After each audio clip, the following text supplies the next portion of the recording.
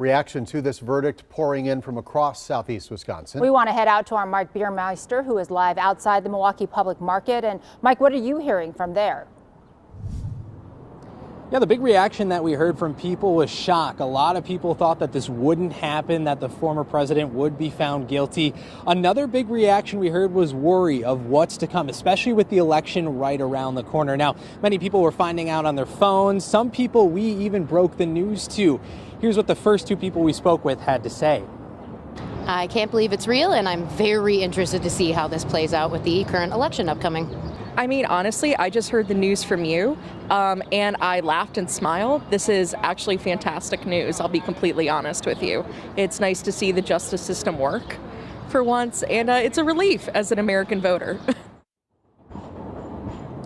Yeah, another big reaction we heard was simply no reaction. People didn't want to talk about it, or they didn't have their mind made up right now. We'll continue to speak with people down and around here by the public market. Live in Milwaukee, Mike Biermeister, TMJ4 News. All right, Mike, thanks. That's the reaction to the verdict from downtown Milwaukee. Let's get to Waukesha County now. Reporter Rebecca Clough would find out what voters are telling her. I'm here in downtown Waukesha. We came here immediately after the verdict came down to hear what people had to say. A lot of people I spoke to didn't want to talk on camera, but here's what the people I did talk to have to say.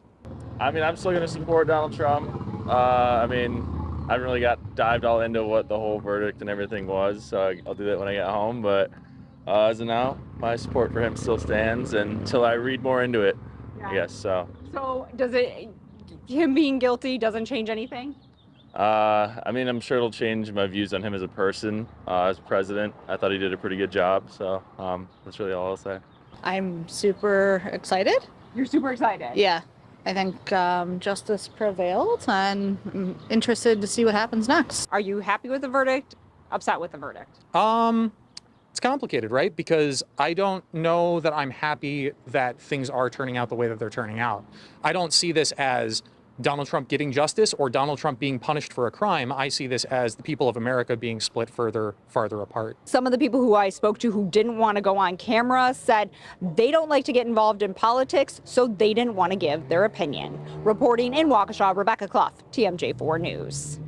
So what is next? Sentencing for former President Donald Trump will be the 11th of July. Again, that's just a couple days before the beginning of the Republican National Convention in Milwaukee, and 1 week from his sentencing date, Trump expected to accept his party's nomination as a candidate for president. Election Day, November 5th, about 6 months from now. Continuing coverage of the Trump verdict can be found on Scripps News, available 24/7 without a subscription on your favorite streaming app or over the air on channel 55.6.